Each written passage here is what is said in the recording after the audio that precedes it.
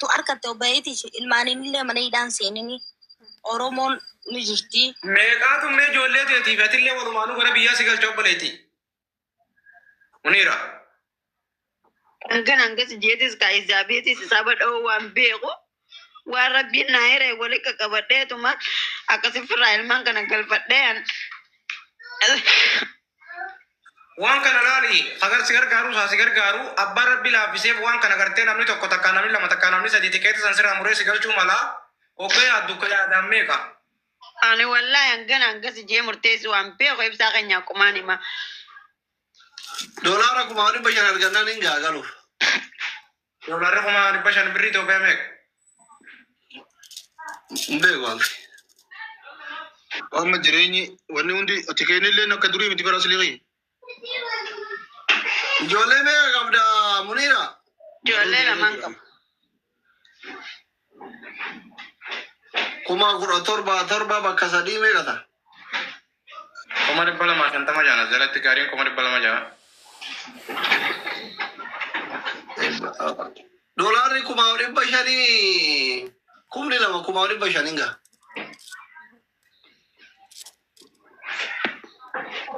Kaliin ini kuma 70 kuma 50 waan akkana asirra fitu bara asirraa galuun Prosesii karaa ittiin deddeebi'uu kana keessa yoo qaban maal malee galuun doolaara kuma dhibba shan argannaan hin galti galuu yoo niyyaa irraa qabaatte.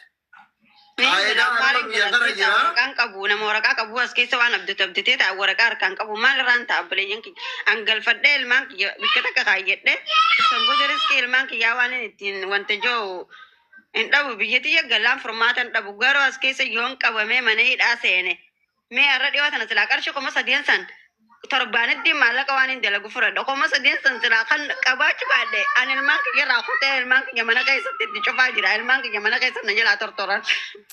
Abuumii waan dandeessan gargaara rabbii jaadha. Biyya tananni beekta gizee nama qaban ilmi namaa guyyaa 15 guyyaa baatii booda kan mul'atu jira. Dhugaa rabbiiti.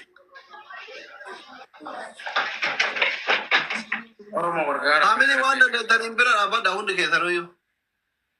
Akkaawuntii fi barreessa koomentii jetti akkaawuntii ni dubbisa akkaawuntii yaa jirani.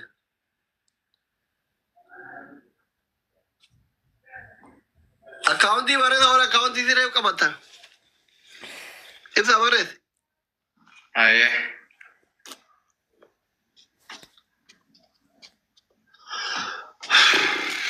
Akkaawuntii kun ola Oromoo ta'e nan barreessu tanarra galchaa. Akkaawuntiin isii 1,000. Ona na yala fudhatanii. Sa koomantiin tii gadi dhiifamtu maaliif akka isa 1,000 28 82 23 28 2. mee daraartuu nama jookon ol galchi.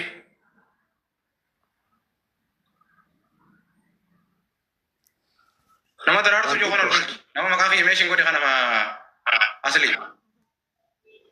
Nagaraan daraartuu wayitu. Nama ooloo fi komantii ilaala nama maqaa fi meeshin godhe kana ilaali ol galchi. Ta profaayilii yaamata ka? Dara.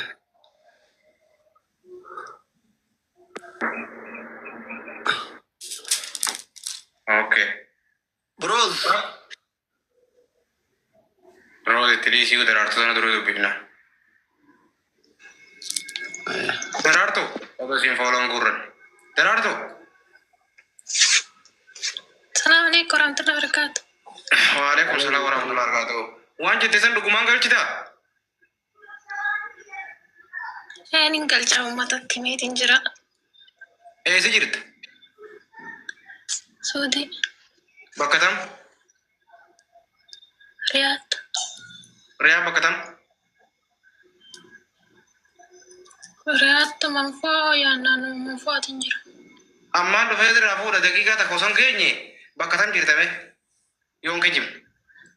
Uummatatti meetiin jira barra. Daan kijibu maaf hin kijibu. Meeqaan galchi jetteeti? Itti meetiin jira ani galchina naan jaan. Meeqa? Riyaala 800. Baay'ee. kuma tokko meeqa akkaawuntiin waraabbatani. Okay, akkaawunti kuma tokko. Waraabadhaa faamili. Akkaawunti kuma tokko. 28 82 23 28 2 irraan deebi'ee argeeffadha. Kuma takka.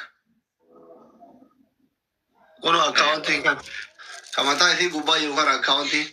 Kuno hundi keessan abbaa rabbii isinii laaffise warri akka carraa waraabnellee akkaawuntii kana wajjin maxxansaa fi kuno.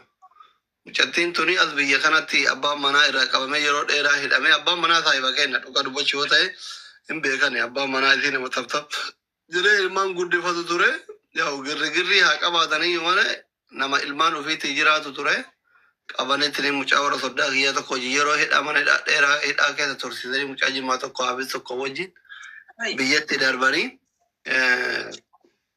hin beekana moo wal beenu haadha seenaa fa'aa wajjin markaza shari'aatti qaraan.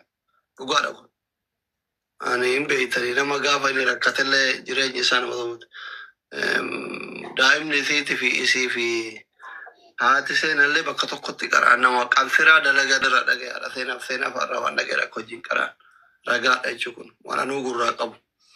Innaa akkamitti qabsiraa dalagee kun hundi gayaa fi nama biyya alaatti nama gargaaru qabaatuun otuu jedhanii ittuma callisee jiru. Jabduudha bar mucattiin sun maal jettee gidaa seenatti himtu dhaga'a isin galee. So taftaf jettee jireenya fooyyeffachuu dadhabdee booyaa jirti malee nama jabduu lafarratti. Qabaa kana masanaa kileetti ta'e malee dhuguma nama jabduudha mucaan tun jabduudha. Hundi keessan abbaan rabbiin isin laaffise $500,000 5,200 yoo argatte galuu niyyaa qabaatte galiitii hin gayaa. San booda haa nasiiba mokorattu abbaan manallee manaa isillee biyya jira biyyatti qabanii irra darbanii rabbi hiree haa baruu fi hundi keessan 2,000 galcheera tankiu malkaki.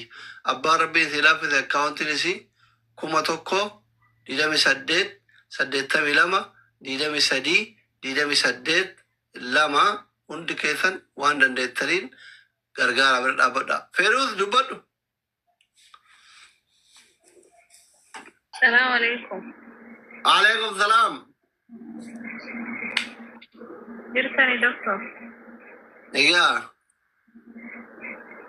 Biiftuun gisee gargaarsi jiru mana kee kanatti harma yaamti.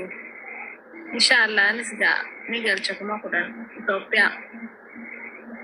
Rabbi sirraa yaaras, Rabbi si amurgeessa. Thank you so much. Ulfaadhu. Baroozis kamallattoo ofirraa wannoo iraan qabdu kun.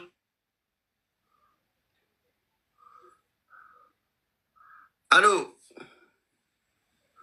Habibi. Kinje. Je. Abbasena.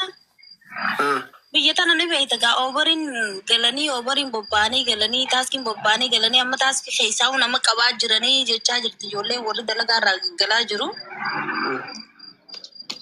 Amma eenyu nuti ergitan bakka dalagaa irraa galuu sodaanne nuti. Eenyuun sawwaanii dhufee nama raafuu ni jira maallaqa. Biiftuu. Nuti fi suudii keessa rakkoo keessa jiru achi rakkoo keessa jirtan akkamiin rakkoo keessa baasee rakkoo naannoo ku yaada qabda. Kan lubbuu matanaa bakka keenya wallaallee kunoo harkarra yaa'u jirani. Naa. Sadigaa rabbi namni rakkoo keessa nama baasee rakkoo nama naqu bal. Allah rakkoo keessa jirra miti kumee rakkanne du'aa hin godhaatan maaf. Tamade.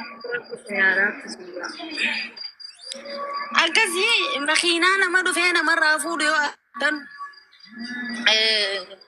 warri makiinaa. Makiinaa ijoolleen warri argikaa 500 fudhattee achi 300 yoo fudhatte kuma waan ati gargaartu kuma isaan waliin baasu ka. Duba gamtaan abbaa seenaa waan qabaniin nama gargaaraniif hin qabnu. Sarraafuma yoo ta'u hin ta'u. Sarraafaa jira biitana isa sarraafaa na jira abbaa seenaa. Malu pengen sana tu tanam biji. Ichiti biyya teena garin baasin hawa udda mubarak deeme kaayiroo nagaatti darte dhiisaan irraa akkanumatti jiran akkuma rabbi nu jiraachisatti. Biyya irra jiraatan akka haadhatti akkanuma jiraanna nu taate kaayiroo innaat naat. Irraa oollee ofar doktor kalaas. Namni kuni viidiyoo Van Kaash jaamaa jechuun.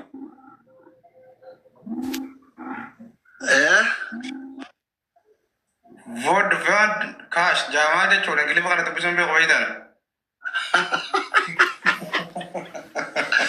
Era deebii dubbisi mee? Lakki irra deebiin dubbisu nama naamanii. Gadeen hanganuu maxxanfattee mas booda. السلام عليكم ورحمة الله وبركاته. Waalaikum salaam. Gal jimee isa kana wallo.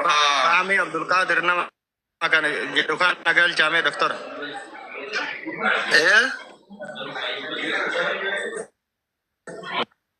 Nun galcha. Fahmi Abdul Qadir jee Fahmi Abdul Qadir fi Alisha kan jokar galchi.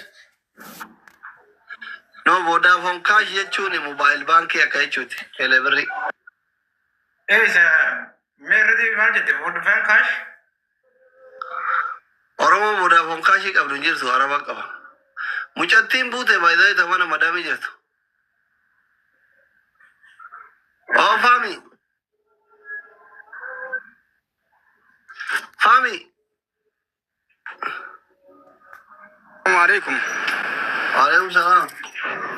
أصلي كأن بقى جلت النجاح جرتو. Salma Mayyana.